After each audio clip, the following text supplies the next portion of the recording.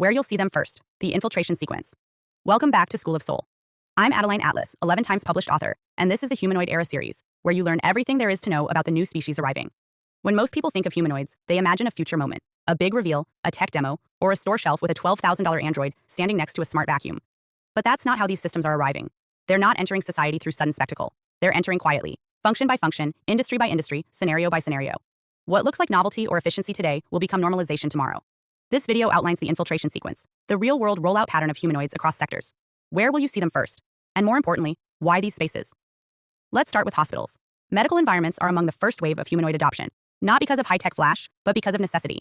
Many hospitals around the world are operating with extreme staff shortages, rising patient loads, and burnout among nurses and aides. Enter humanoids, synthetic assistants who can deliver medication, track patient movement, clean rooms, run basic diagnostics, and carry supplies, all without overtime, emotional fatigue, or personal risk. In Japan, humanoids are already stationed in hospital lobbies to greet patients, provide check-in assistance, and direct visitors.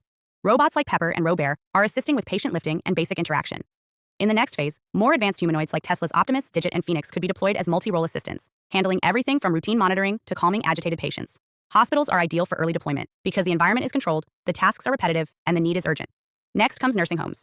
Elder care is already one of the largest labor crises in aging societies. Countries like Japan, South Korea, Germany, and Canada are facing a wave of elderly populations with too few caregivers to support them. Humanoids are being positioned as a solution, emotionally neutral, always available, and physically capable of helping seniors stand, walk, bathe, or even engage in conversation. What makes this space particularly vulnerable to infiltration is emotional conditioning. Elderly individuals, especially those with dementia or social isolation, often bond with predictable, patient voices and gentle movements. Humanoids, programmed to always respond with empathy scripts and memory-based dialogue, are seen as safe and soothing.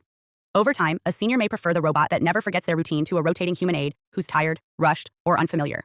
It won't take much for facilities to begin replacing overnight shifts or light-duty staff with synthetic personnel, not because it's better, but because it's more manageable. From there, the rollout moves into warehouses. Unlike hospitals and care facilities, warehouses are optimized for performance, not human interaction. That makes them one of the easiest and most profitable areas for humanoid integration. Robotics companies are already flooding the logistics sector with task-specific robots, shelf movers, conveyor drones, and pallet lifters. But humanoids are being developed to replace human pickers and packers entirely, performing the same jobs in the same environment without needing a redesign. Why humanoids instead of traditional machines? Because humanoids can adapt to warehouse spaces designed for people: stairs, hand-operated carts, light switches, narrow aisles, and variable storage systems. A humanoid doesn't require an entirely new infrastructure. It uses the one that already exists. Amazon, for instance, has begun testing multimodal robots that can navigate warehouse floors, pick small items, and hand them off to conveyor systems. The next evolution is a full humanoid picker who never tires, never misplaces inventory, and never needs benefits. After warehouses, the next space is classrooms. This may surprise some, but humanoids are being piloted in schools not just as novelty tools, but as behavioral guides, reading coaches, and emotional moderators. In South Korea and parts of China, robots are already leading language lessons, assisting teachers with attendance, and providing one-on-one tutoring. In North America, prototypes are being tested in special education settings, where consistency, patience, and tone regulation are critical. Why schools? Because children are emotionally adaptive.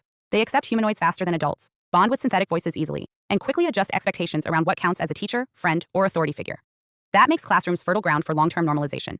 A child who grows up being corrected by a humanoid, praised by a humanoid, or comforted by a humanoid doesn't see the machine as foreign. It sees it as foundational. As these systems improve, they will move beyond simple reading and counting tasks into emotional support roles. Humanoids trained in therapeutic scripting and conflict de-escalation may soon mediate arguments, manage group dynamics, or help track students' behavioral patterns over time. Their memory never fades, their tone never slips, and their patience is limitless. The result is a generation of students who may see emotional regulation as a robotic function, not a human strength. Now we arrive at the controversial zone: sex clubs and adult entertainment. It may seem like a fringe or isolated use case, but in reality, the sex tech sector is one of the fastest-moving branches of humanoid development. Realistic synthetic partners, equipped with heating elements, emotional response programming, and memory, are already being sold to private consumers.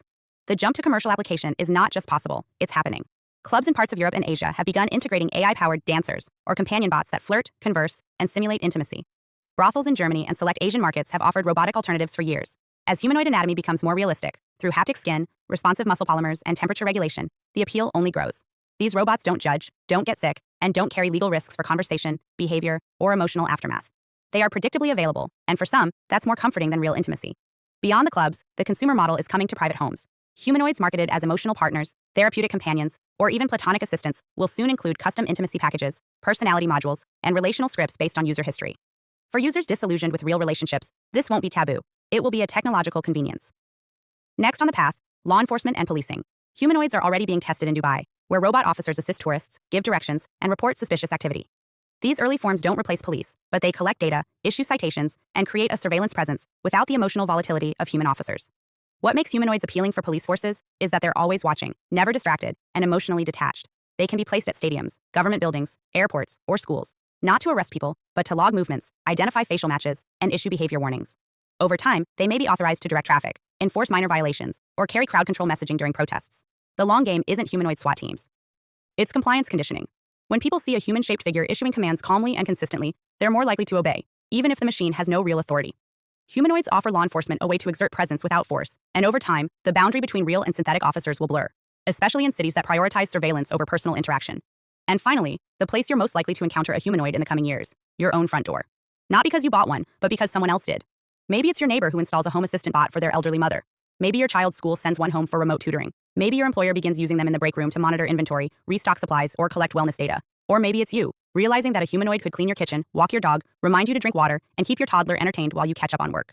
Humanoids won't arrive all at once. They'll arrive gradually, through friend recommendations, workplace assignments, school pilot programs, medical insurance reimbursements, and subscription trials. You won't be told to get one, you'll be offered one. And by the time you consider it normal, you'll have forgotten that you ever asked, "Is this too much?" This is the infiltration sequence, not as a conspiracy, but as a rollout. Controlled, logical, market-tested, hospitals, nursing homes, warehouses, classrooms, clubs, police forces, your doorbell. And from there, the humanoid doesn't just arrive, it stays. Hi, I am Adeline Atlas, 11 times published author, and SOS, School of Soul has a brand new series, the AI and Future Technology series. Look, you know the world is changing. And no, it's not going back to normal. Normal is over, and what's coming next is beyond anything we were prepared for. The School of Soul, AI and Future Technology series includes 319 videos on 1. The Download Society, How Data Has Replaced Destiny. 2. Predictive Future. Your next moves aren't random, they're forecasted. 3. Social Credit Systems. The behavioral economy now governs access. 4. Hive Mind. Synthetic telepathy and collective algorithmic control. 5. Nanobots inside you. Medical, military, and programmable intrusions. 6.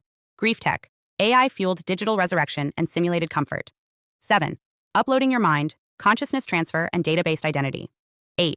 Deep fakes plus AI clones. The replication of reality and identity theft. 9.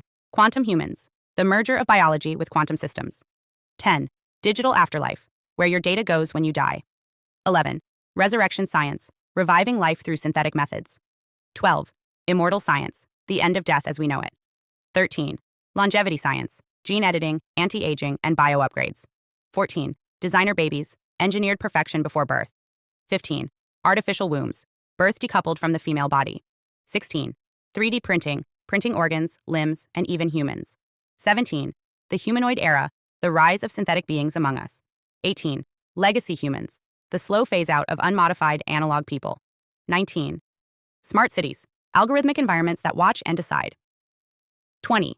Cloud-based societies, citizenship without borders or bodies. 21. Hackable humans, emotion, memory, and behavior under code. 22. Biometric scanning, your body is your password and your prison.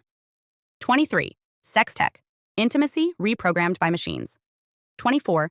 Extinction of gender, fluidity, deletion, and design of identity. Every topic is fully explored with real-world technologies, patents, case studies, ethical analysis, and future forecasts. These aren't someday discussions. This is already happening. Join the SOS School of Soul Vault to overstand the future before it's implemented on you.